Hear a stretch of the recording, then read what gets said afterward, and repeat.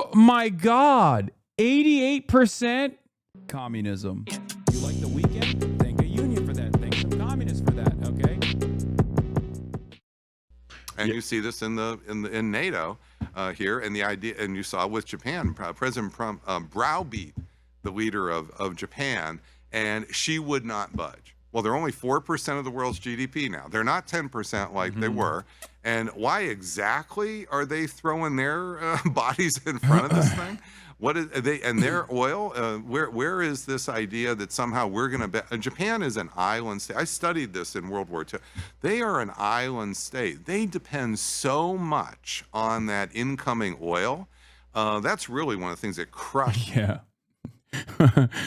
I mean, he literally did. His whole his main thesis is like most famous work is about air wars. So I believe it when he says that. Except it's really funny where he goes, I studied Japan a lot and they really love oil is such a funny way to talk about this issue. Cause it's like, I think you learned that in like third grade where it's like, yeah, we put an oil blockade on Japan and they got so pissed off that they did fucking Pearl Harbor.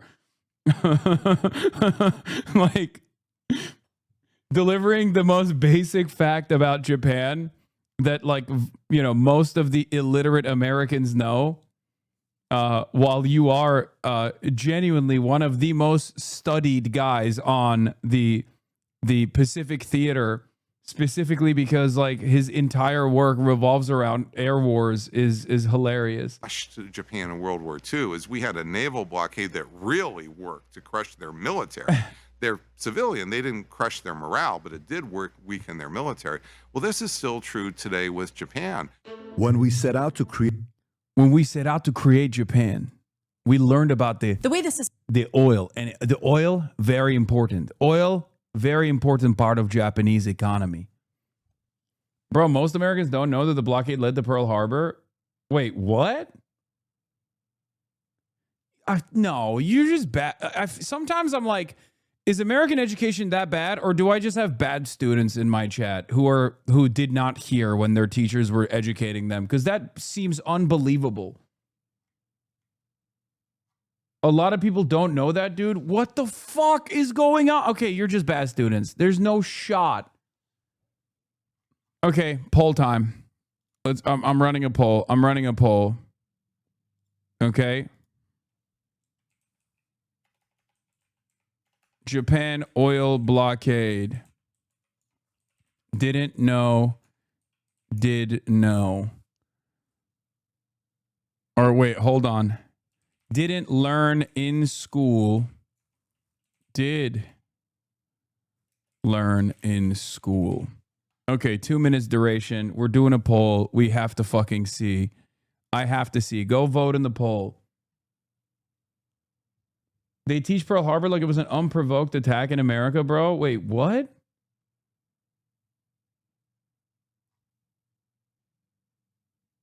Oh my God. 88%. By the way, I'm talking about being illiterate, but I wrote didn't. Wait till you find out whether or not, wait till you find out there is some suspicions that FDR might have known. But he needed something to push the American public into action, into engaging militarily. There was not enough appetite to wage war against the Axis forces. FDR obviously wanted to do it. Here, this is the only way that you can actually teach people. You gotta do a conspiracy style. Yeah, America was frustrated with the Japanese colonialism taking place in the Pacific Theater, specifically some of our allies or previous colonial operations were under threat. So we implemented an oil blockade, frustrating the Japanese into taking action against Pearl Harbor in Hawaii. Now, moving massive naval fleets at the time, without the Americans finding out about it, was obviously quite the difficult endeavor. which is precisely the reason why there's suspicion that the Americans did know, but maybe some thought the Japanese would not be crazy enough to attack our military fortress in Pearl Harbor directly, or perhaps they thought, perhaps they knew that an attack was imminent, and yet they let it happen because FDR knew that this would be the final piece of the puzzle to get the United States of America to directly engage with the fascist scourge growing around the world.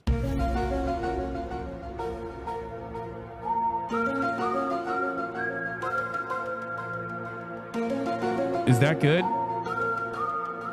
88% said they didn't learn about this in school. That is unbelievable. Do you mean America deserved Pearl Harbor? No, I'm not. I'm not even saying that. I think it was objectively good that America involved itself militarily in the Allied side against Nazi Germany and also Japan too. That's not a bad thing. That's a good thing. But it is kind of interesting. 88% did not know that America implemented an oil blockade on Japan. What the fuck? Here's the textbook most of us saw. Japan launches attack. Not in the curriculum, Hasan. I'm a Cali Sci high school teacher. Not in the textbooks, nor in the standards.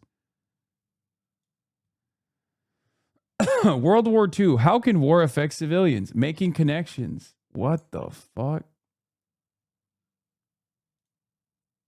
How do you zoom in on this? Okay, it's not fucking zooming in. Foldable study organizer explaining create a 2-tab book. Nazi death camps in full operation. 44 allies under Eisenhower launched D-Day invasion. United States drops atomic bombs on Japan. Germany and Japan surrender in 1945.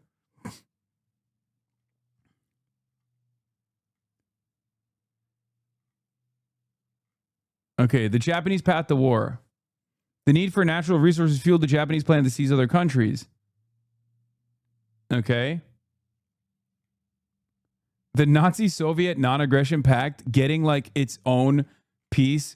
Meanwhile, appeasement just gets a brief mention. Is really funny. This is like a whole, I like that they did a whole chapter on it. Okay, Japanese expansion. Japan had not planned to declare war on China. However, the 1937 incident eventually turned into a major conflict. The Japanese seized Chinese capital of Nanjing in December.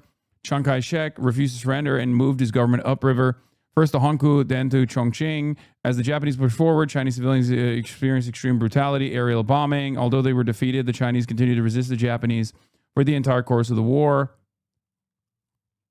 A move southward, however, would risk the war with the European colonial powers in the United States.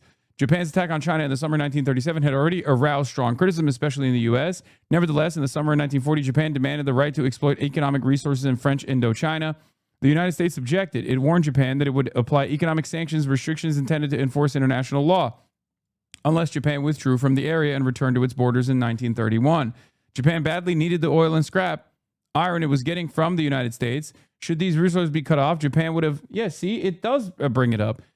Japan would have to find them elsewhere. Japan viewed the possibility of sanctions as a threat in the long-term objectives. Japan was now caught in a dilemma to guarantee access to raw materials in Southeast Asia. Japan had the risk of losing raw materials from the United States. After much debate, Japan decided to launch a surprise attack on the European colonies, the U.S. and European colonies in Southeast Asia.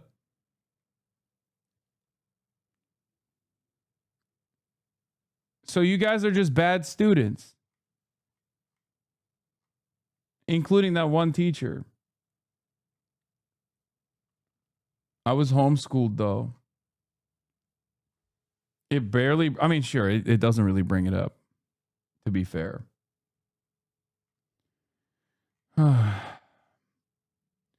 You asked if we didn't learn it, not if we paid attention. No, that was the first. That was the first question that I had, was whether or not you guys are bad students or if they don't bring it up at all.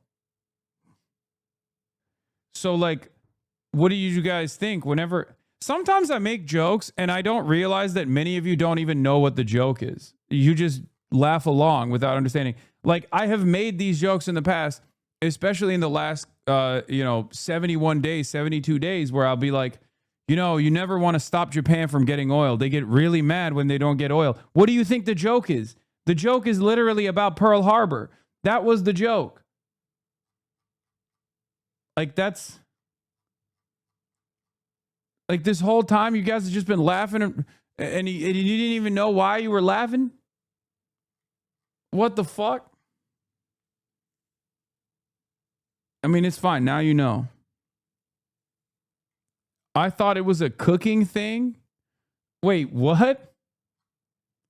I wonder how much of the stuff that I say on here is like misconstrued by people who just simply don't have fucking access to information, or have access to information but have never actually sought it out. Interesting. I'm a history buff and 33 years old at the time in high school. They really glossed over the sanctions or anything that America did. They really just focused on Pearl Harbor and the aftermath. I was really interested in personally. I had to go check out my own books in the library and actually learn about American oil sanctions. That's interesting. Yeah. Well, maybe Robert A. Pape should... I mean, they do mention it. They say it's sanctions, but it's not just sanctions. They did an embargo. The 1941 bombing of Pearl Harbor by the Japanese was one of the most devastating attacks on American soil. But just a few decades earlier, Japan and the United States were allies in World War I. So how did things get so bad between them? It all comes down to oil. To explain, we need to go all the way back to the 19th century. Once an isolated nation, Japan underwent a makeover of sorts to compete with the West. Known as the Meiji Restoration, it embraced industrialization, built up its military, and restored Japan's emperor as the powerful head of state. Aided by 2 successful wars, Japan aggressively expanded its empire. The Japanese were becoming an imperial superpower, until the Great Depression hit. You see, Japan is an island nation with few natural resources, so it depends on international trade to keep its economy afloat. The economic crisis put a stop to all that. Japan was in a bind, so its military leaders, who called the shots at this point, decided the best defense against financial ruin would be a good offense. They would invade nearby China, particularly Manchuria, for its plentiful resources like iron, soybeans, and land. Lots and lots of unsettled land. So what does this all have to do with the United States? Well, the US was a long-standing Chinese ally, and it watched uneasily from the sidelines as the 2 nations clashed in the 1930s. But America wanted nothing to do with another war, so it just denounced Japan's aggression. Tensions rose in 1937 when Japan invaded the Chinese city of Nanjing. In doing so, they attacked an American gunboat, killing 3 and wounding dozens. Disturbing images coming out of war-torn China further swayed American opinion against Japan. In response, America attacked Japan's resources. They imposed economic sanctions of aircraft, scrap metal, and other items crucial to Japan's military. The U.S. hoped that... Just so you know, the tide has shifted now as far as manufacturing goes, and now China can do that to America if it chooses to do so. Just something to consider. Sanctions would stop Japanese expansion. But Japan doubled down, invading French Indochina in 1940 and then teaming up with Germany and Italy. Why those? Yeah. I learned in middle school that Chiang Kai-shek was the good guy, by the way, and that was the verbatim phrase used by my teacher, good guy. I mean, Chiang Kai-shek during World War II was not a bad guy. I mean, he wasn't a great guy, but he definitely was not the worst guy in the equation either. I mean, this was a nationalist bourgeois force at the end of the day, but they were a force within China that was seeking out emancipation. As a matter of fact, famously, the USSR also wanted, the Soviets wanted the CCP, the communist CPC, the Communist Party of China, to align, because at the time they had no manpower in the early formation, and they wanted them to align with the KMT nationalist forces, because the KMT nationalist forces were also seen as an emancipatory force or even a revolutionary force potentially. So yeah. The Communist Party of China grew from the ranks of the KMT. The KMT was a far more powerful force in Chinese politics at the time. And part of the reason was, of course, because they had the backing of the elites in some respects, the elites that also did not want to live in a country that was war-torn, led in parts by warlords and in other parts by concessions and European powers. So initially they weren't the worst guys, technically, I guess, in comparison to who else was running the show. KMT was failing the people, hence they joined CPC. Buddy, it was not it was the CPC that joined the KMT. KMT's forces were far, far larger than the CPC. The Soviets absolutely wanted to get the CPC to shut the fuck up about the KMT's like counter-revolutionary behavior early on. There are numerous instances where like they were just like, dude, just chill the fuck out. Oh, you're talking about the Civil War. Okay, that's different. Yeah, no, I thought you were. We're talking about like the Sino-Japanese the war. Came to under Sun Yat-sen. Sun Yat-sen was actually okay and compromised many points of the communist wing. Yes. Two countries, because like Japan, they were controlled by militaristic governments, obsessed with conquest and driven by a deep sense of nationalism. The final straw came in July of 1941, when President Franklin D. Roosevelt announced a trade embargo on... Yeah, by the way, the textbook also literally said something. You're right about that. Textbook says Germany and Japan surrendered after the atomic bombs, but Germany had lost, Berlin had fell before the atomic bombs. So there's also that part of it as well. That is another funny part about that textbook that was just like objectively wrong. They oversimplified it perhaps a little too much. Like, oh, we tie this up with a neat little bow, you know, we just dropped the 2 atomic bombs and everyone was like, oh my God, we're surrendering. You're so powerful. No, that's not what happened at all, but it's fine, I guess.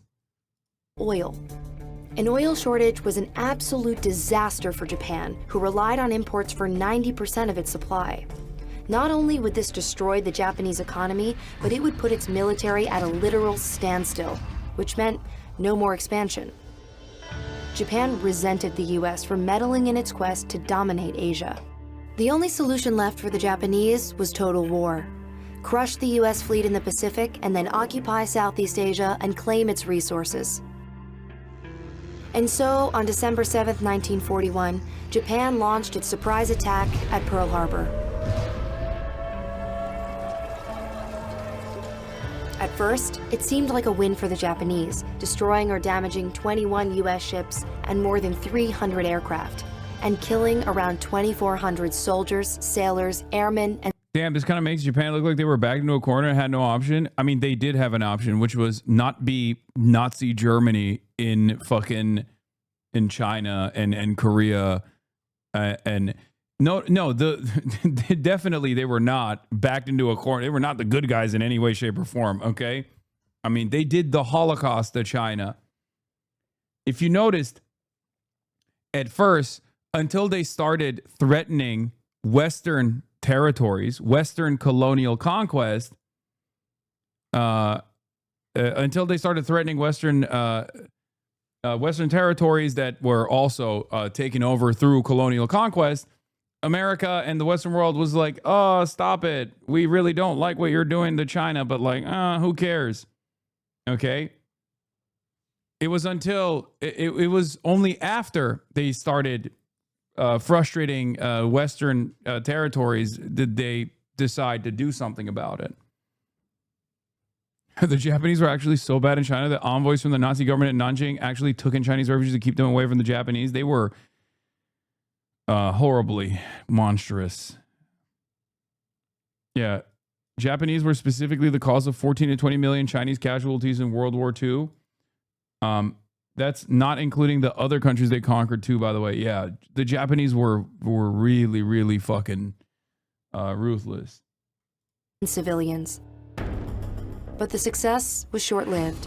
The United States declared war on Japan on December 8th, 1941. Not long after, the Japanese would realize the mistake it made at Pearl Harbor. Their bombers had failed to deliver a mortal blow to the Pacific Fleet, missing oil tanks, ammunition sites, repair facilities, and aircraft carriers. Just 6 months later, remnants of the U.S. fleet... No, the whole like Kauai shit is... That's what happens when you become servile to American interests. Okay, post-World War II, if you were like, oh, okay, we're now doing whatever you want us to do, sir. America just let you do any kind of whitewashing you want to. This is actually important to understand the Chinese perspective on a little bit, because like, imagine being fucking China, okay? Century of humiliation. Japan comes and does the Holocaust to you, okay? And then America drops atom bombs on Japan. You're like, oh, hell yeah, that's awesome, right? That was their perspective at the time. And I think still to this day, that's kind of their perspective. The Chinese perspective is like, hell yeah, atom bombs. They should have done worse, right? I can't fault them for having that framework, regardless of my own personal opinion on the utilization of atom bombs.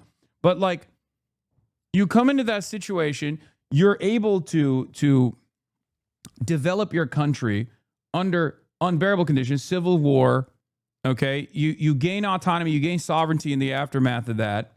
And then there is a tremendous growing pains in the process, right? Cultural revolution is devastating in many respects, right? The collectivization efforts obviously end up with the last time there's tremendous amounts of famine in the country. It's the last time, but it's still, you know, it's still horrifying when you're experiencing this process, right? When you're going through it. And you have these like unacknowledged atrocities. Many Americans don't even know that the Chinese were involved in World War II, or even far before World War II, or were devastated by Japanese imperialism. And then this country that, this island nation that did this to you, okay, becomes an economic powerhouse, has America write its constitution, becomes an economic powerhouse. America then takes some of the war criminal research and then uses it in Korea, and that conflict is inevitably going to spill over into your country while you're still licking your wounds from World War II, while you're going through your own version, your own civil war, okay, against these nationalist forces. And then you have to muster up enough of your ascetic and unbelievably poor forces to go and defend Korea, and in certain and you do actually end up achieving a bunch of military successes in that endeavor. You can't even fully defeat the KMT because they steal all the gold and they move to Taiwan, the island of Formosa. Okay, and before you can go and take over Taiwan, you have to now deal with the Korean flank. And yes, Mao's son died in Korea, defending Korea. Anyway, all that shit happens, and the Western world, after you've gone through these tremendous hardships, tremendous pain, okay, for decades and decades, you just dial in and you're like, nope, we're just going to focus on development. We're going to focus on building our country. Okay. And there are still instances where, regardless of your allegiance with America at times, and regardless of playing a role in American imperialism in the region, which they did. Okay. They were very calculated, very strategic. and America thought that they could exploit the Sino-Soviet split, which China absolutely leaned into as well, right? You do all this stuff. The rest of the world doesn't know any of the hardships. They only talk about how you killed hundreds of millions of people. Mao killed hundreds of millions of fucking people. This guy who's like the founding father of your country, modern China, the People's Republic of China, that you have tremendous respect for. Okay? And everyone's like, oh, dude, you're basically like Adolf Hitler. Your country was founded basically by Adolf Hitler. They killed so many of your own people directly at gunpoint. Like, what the fuck? Meanwhile, the real country that did the Holocaust to you, that was the Adolf Hitler to you, is Japan. And they're the most kawaii country on the planet. Everyone's like, oh, I love Japan. I love Japan. Japan is awesome. They've never done anything wrong. Yeah, it would probably piss me off too, you know? It'd probably be very, very frustrating to see the Western world look at this country and look at this country that has done unbelievable amounts of pain, that you have a direct connection to, that you experienced only a couple generations ago, only 1 to 2 generations ago, and you've gone through this like tremendous fucking hardship. And the Western world that refused to acknowledge any of that shit is still saying you're the bad guys over and over again. Meanwhile, Japan developed, sure, as a vassal state, okay, became this competitive economy, maybe grew a little bit too much for America's liking. Then America came in and was like, enough, right? Brother, say you love Japan. I mean, it's been a long time since, and has great. Yeah, I mean, I think Japan is dope as well. I'm agnostic. I'm a centrist. I love China. I love Japan. I think they both have wonderful qualities, and there are definitely things that we can learn from each country. Okay, but if we're talking about it within the framework of World War II, I mean, they were Adolf Hitler. They were Japanese Adolf Hitler. Okay, the very fact that I have to explain it as they were Japanese Adolf Hitler is an indication that people don't learn about the horrifying war crimes of Japan in general. As a Japanese person, Japan has a rough fucking year. Lamau shamefully hiding in the bushes, hoping nobody notices me. Yeah, I mean, your current leadership is really, really bad.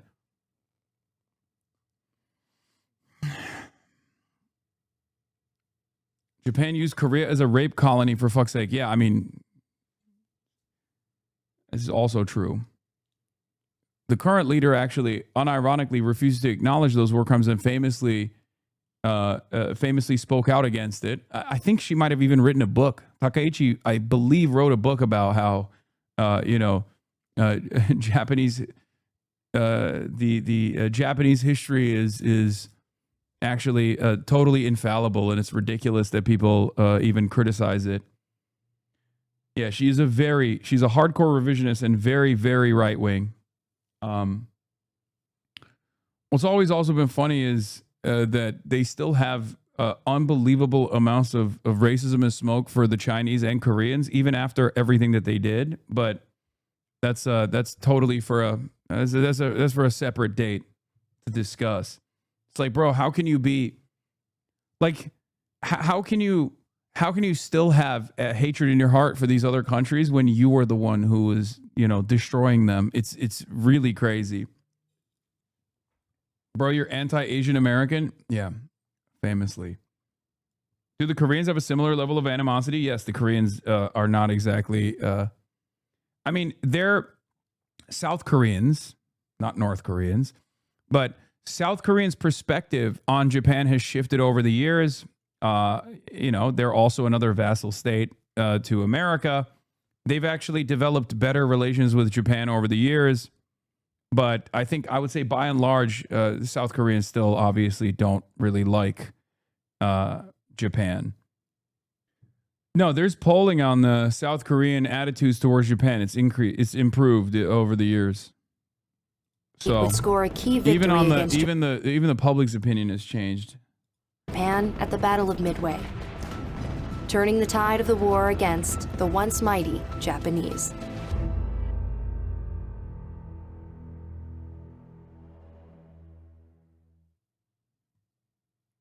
Anyway.